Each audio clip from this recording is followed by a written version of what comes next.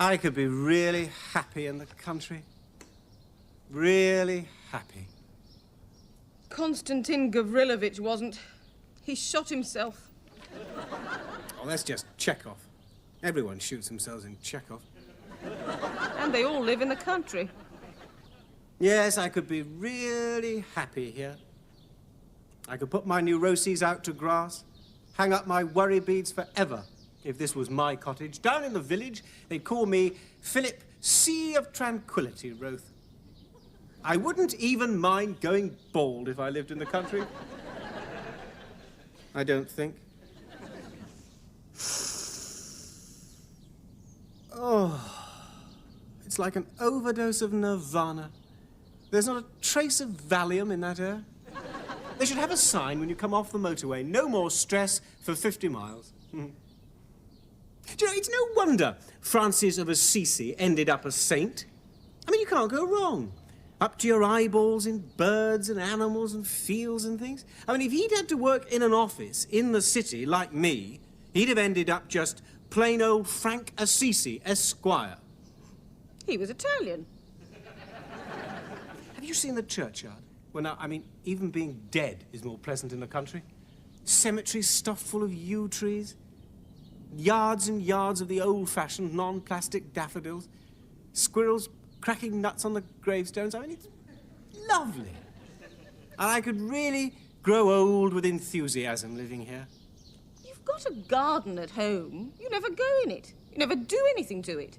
The only interest you've ever shown for it was when you asked if one could use napalm to keep down undergrowth. Well, now, be fair, it's minute. It's suburban. I mean, you can hardly get the call of the wild in a window box with delusions of grandeur. I mean, apart from the odd man-eating spider. I mean, in my garden, even the nettles get claustrophobia, you said. But I mean this is the real McCoy. Your wide open spaces, your born free bit. I mean, my garden, that's like Mother Nature with corsets on. What? And we're in the heart of the G-string country here, are we? Well, at least it's a week away from lead poisoning. At least here you don't get mugged twice daily after meals. And the only sex and violence round here is the flowers being forcibly pollinated. Or their idea of a traffic jam is probably a tractor stuck in a cowpat. There's something you don't like about urban living? Well, the reason I keep getting nervous exhaustion is scarcely through an excess of Morris dancing. And since I have been ordered to take a rest, it seems to me that a few lowing herds winding slowly o'er the odd lea should leave me with a few dollops of inner calm. I'm not disagreeing. I mean, a nice thatched cottage, that is just what the psychiatrist ordered. Yes, but this thatched cottage is your butcher's, and you said he was a nervous wreck. It's a pity one can't get nature on the national health. According to your theory, if you could just have a nurse give you a couple of trees in a field intravenously each week, you'd be as right as rain. I suppose when we go home back to the big bad city, you could take a picture of a cow with you to ward off evil spirits like traffic wardens. Yes, but it is lovely here, isn't it? Yes. Yes, it is. Paradisial. All right. I think I'll go and explore the village.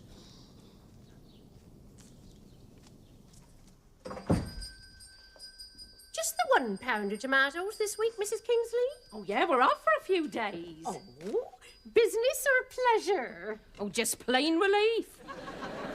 An overpowering urge to go somewhere with slightly more social activities than shove halfpenny for the over-80s. Oh, I know what you mean. Villages. The only exciting thing that's happened to me all year was when I fell downstairs and broke my leg. And a small tuna fish. You got anywhere planned? Oh, yeah, a special treat for the children and an old favourite of mine, Birmingham. My sister's. Birmingham! They do say the television reception there is marvellous. No, make that a large. Well, there's something for all the family. My husband gets to drive round Spaghetti Junction on the motorway. And the youngest boy keeps saying he wants to see a vandalised phone box. And as for me, I'm... Sorry. Milk chocolate digestives? Yeah. Huh. wish I was going. Stuck here, I get so as I envy people with high blood pressure. Oh, sorry, I interrupted you. No, I was just going to say, and my sister's promised to take me to a Tupperware party. Lovely. Mind you, should have heard Mrs. Johnson's idea. She reckons we should all bottle fruit, organise a bring and buy sale, and use the proceeds for a wife-swapping party. I wouldn't mind paying for that and the rates. Can't see it happening here, mind you. Since the last century, even fertility rights have moved to the suburbs. Yeah. Is that all then? Yeah. Mind you, I think we should all be paid compensation for living in the country. It ought to be like being a one-parent family or having a leg missing. Yeah, and where the application form says cause of suffering, you'd put excessive peace and quiet and too much grass. Right, there we are then. Put that on my slate, will you? I'll set up when I get back, if that's all right. Yes, of course. Now enjoy yourself and send me a postcard of something exciting, like a traffic jam.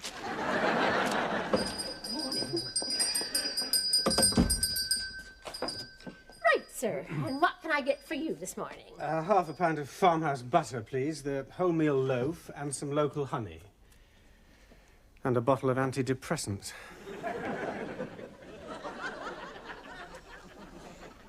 Yes, you're right. A week of this place and Job himself would cheer up. And even stop worrying about his boils. No, you might worry about them on his behalf. Sorry, I speak of wrath of time past. And, well, what have you been doing? How was your exploring? Oh, it's fine. Fine. What was the village like then? Parley with any natives? Yes, had a brief chat about the scandalous shortage of glue-sniffing facilities in rural areas, you know. Things like that. What? Discussed the village's amendment to the UN Charter, that it is the basic right of every human being to be entitled to a disco. What are you on about? Oh, nothing. No, it doesn't matter. Come on, what about you? What have you been up to? Just reading, relaxing, that's all. Nothing interesting happened. Well, there've been one or two bees. and a flower opened over there in the corner. This is a pastoral idyll, remember, for the relaxing in of, for the doing of nothing in. Yes. No, I just thought, you know, something might have happened. We've been here barely an hour. Why does something have to have happened? We're not appearing in the arches. True. Yes, I think I'll go and explore down the other end of the village. Oh, sit still. Pretend you're a sunflower.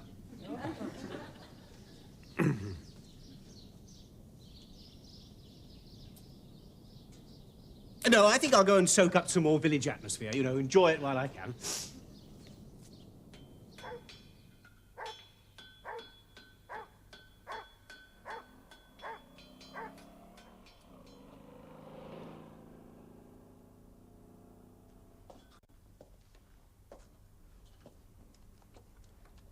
Good morning. I do. It's a lovely day. Oh, yeah. It's very quiet. Not many people about. Not during the week, no. Don't see many people during the week, mind. Oh, what happens then at weekends? Bastards with sick gnomes comes down weekend. You get a lot of that, do you? Sick gnomes, sick cars, sick wives. They seen the countryside on television, in Ovis ads. They think green looks a nice colour. Never seen nowhere with no parking meters before. So bam! Bam. In they come like Mongol hordes with mortgages. If you don't move, buy it. Old villagers never die. They just get gazumped. Yes, I can imagine. You put a for sale sign on the bus shelter, you get 50,000 for it. from some half-witted newcomer. And a council grant to install a bathroom and toilet. Toilet? Oh, indoor toilets too 20th century for them. Not genuine Elysian. I mean, if it's rural, it has to be rough. That's the charm of country folk, don't you know? They all crap in the nettles. While whistling Nellie Dean. Rough and cute. And all of them making earthenware pots. They come down here, townies. They walk up and down the village like they're on a hunt-the-yokel competition. Hem bob to lean against the stile and look bucolic. And all the straw you can suck. Shocking. Where do you live, then? Oh, just staying over at Honeysuckle Cottage. 16 houses in this village now, all called Honeysuckle Cottage. School gone, post office going, bus by appointment only. If you want to die, you have to do it the next village.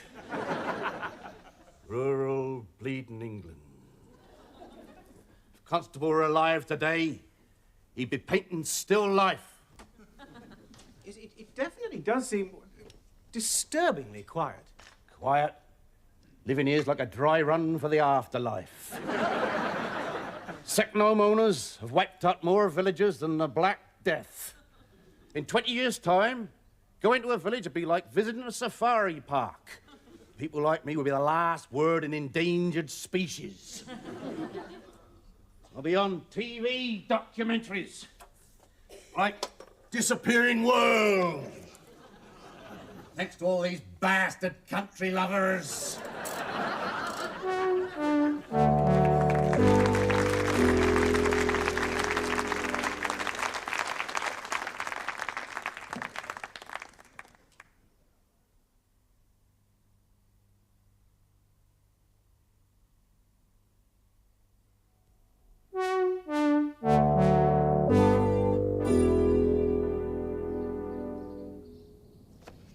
Yes, but you're not single-handedly responsible for the depopulation of all of rural England. Well, no, I suppose not. I mean, you've only been here 3 hours. Societies have to spend a whole day with you before they go into decline. But I mean, it's like the Marie Celeste out there. I mean, even the hedgerows have disappeared. And it's all the fault of the sort of people who drive white sports cars, apparently. I went in that church. You know that nice church? God sold it. He had a better offer. The only thing happening in the house of the Lord is that some advertising executive and his second mistress are ripping out all the pews and putting in strip pine bunk beds. In Bill and Ben, the flower pot men, people sit contentedly in gardens and smile a lot at each other and potter about and look at butterflies and are very happy. Why don't you try it? Relax. Read a book or something. Read a book. A chance would be a fine thing. The travelling library was scrapped 18 months ago. Gone to join the great fine collector in the sky. How about the ducking stool in the pond? Is that still serviceable? Somehow you accept, you know, that maybe about once a week some village in the Amazon will be accidentally eliminated by Western civilization, you know, catching our everyday ailments like the common cold or venereal disease or... But when it's here, struck down by holiday homes, in England's green and pleasant... I should have brought some biographies of great Welsh arsonists with us to keep you happy. Is this all part of your class guilt bit again? You know, forgive me, O Lord, for I am socio-economic group A1. Well, yes, in a way.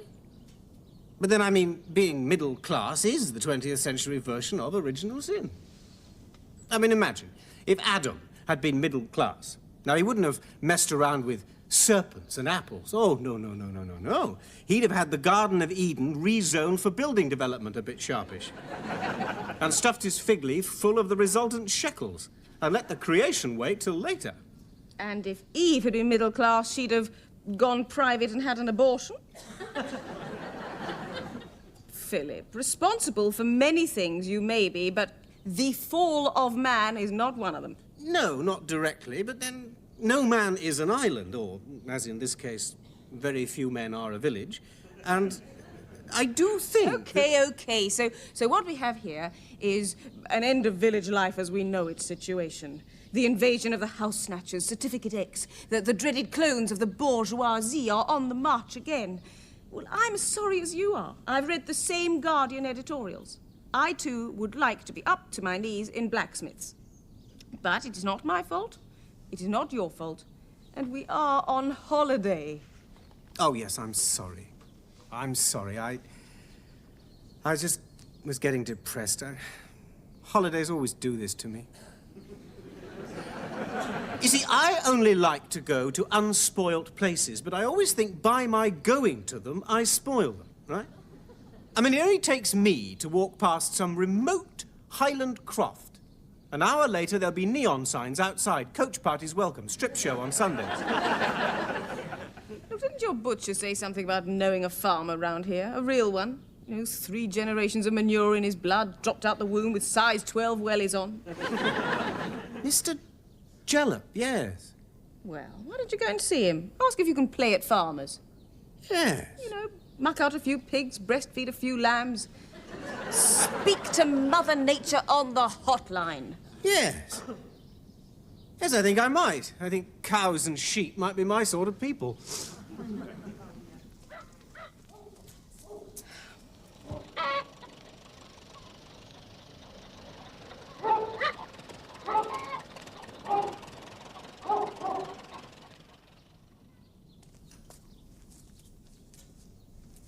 Hello, that was quick. What was the farm like? Modern. Very modern. The only free-range animal up there was his wife. That farmyard has got more heavy plant and machinery than the British Steel Corporation. And the land is so intensively cultivated that if he'd spotted the dirt in my fingernails, I'd have been crop dusted. So we've gone off villages and farms now, have we? Farms? There's not a thing on that place that was in my I Spy book as a kid. Not even a dead butterfly. Life and all its concomitant manifold wonders is a right old letdown for you, isn't it? If you discovered Shangri-La itself, you're the only person I know who'd want to have it redesigned. Farmers used to worry about foxes and how randy their bulls were. Do you know what gives him sleepless nights? Acid rain. Acid rain? What's acid rain? It's wet and sizzles and falls out of clouds. Country clouds. Well, that should get rid of the weeds. Why country clouds? You know those great factory chimneys they have in towns, pumping the yuckies of life up, up and away? Well, they have just discovered that this is where it all lands. Apparently, we are sitting in a giant waste disposal unit here. Don't tell me. You're getting homesick for lead pollution and muggers. Apparently, because of this acid rain, all the lakes in Sweden are now dead. All the forests in Germany are now dying. And soon all the fish in Scotland will turn litmus paper red.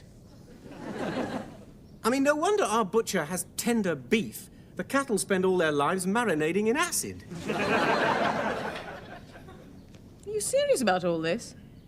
I certainly am. As according to Jellop, this acid rain is the only thing that makes radioactive fallout look like the good news. Well, that must have been nice for you, meeting a rural manic depressive. Like finding a long-lost cousin. What have you been doing, exchanging pet theories about the end of the world? No. Not told him your hunch about killer spiders, then? Ha ha. Apparently the scientists aren't amused. In fact, they're probably buying second homes in the Sahara at this very moment. Jellop says they reckon that this is how human life, such as it is, may one day end. What, not so much with a bang as a downpour? So, if the Messiah does eventually come, he'll have to bring an umbrella with him. We are talking about the end of civilization. Sorry. How long have we got? Can I finish my book? I mean, I am the first to admit that the countryside is not a pastoral idyll these days. I mean, I know that the average cow contains more chemicals than Crippen ever dreamt of. I know that the job centres are full of unwanted nymphs and shepherds. I realise that wildlife is so rare that the zoos will now soon be putting on exhibitions of household pets. But I did think that the one thing you could rely on in this country of all countries was the rain. I mean, you don't expect to go for a walk and come back with your head looking like a colander. I mean, you do assume that if it is going to piss down, it will do it to British safety standards. I should have rung the AA. Got you a list of favourite pollution tours for the motorist. Asked for their fully illustrated Doom Watch guides to the countryside. I mean, I accept there's got to be change in the countryside. You know, I mean, replacing all the grass with concrete or putting arsenic in the tea of farm labourers. But acid rain, I mean, do you know that in Poland this rain is already eating through steel railway lines? Look, let's go right up on the moors. Forget about everything and everybody. Let the wind blow through what's left of your hair and pretend that you're Wordsworth on a recce for a poem. Yes. Yes, you're right. Yes, I was getting bogged down. Do you know that in America, this rain is already stronger? Philip, I said you're going to get away from it all. Come along. Time to take a walk on the wild side, where the wild thyme still blows. Well, how was I to know? That is all I needed. I mean, in London, all you do is read about World War III. Out here, they're practicing for it. I mean, how low were those planes? About a foot, 18 inches. I know what Wordsworth would have said. I wandered lonely as a Vulcan bomber. Did you see that sheep have a cardiac arrest? No, I still had my head up your shirt then. I mean, it is ridiculous. All this concern about rules of the countryside. Don't drop litter. Don't shut the gate. Not a dicky bird about do not carry nuclear missiles on your person at twice the speed of sound. I don't think they carry live missiles. Pity no one told the sheep. I mean, national parks used to be for kindly people with hairy knees who were kinky about wild flowers. Now it's full of the Ministry of Defence version of Hell's Angels. At least in my garden, all you get is the odd psychopathic wasp. You told me so. I told you so. You see, you don't so much get away from it all as drag it all along with you. You haven't finished with your Chekhov, have you? Yes, why? No, I just wondered what size of bullet he recommends for depression.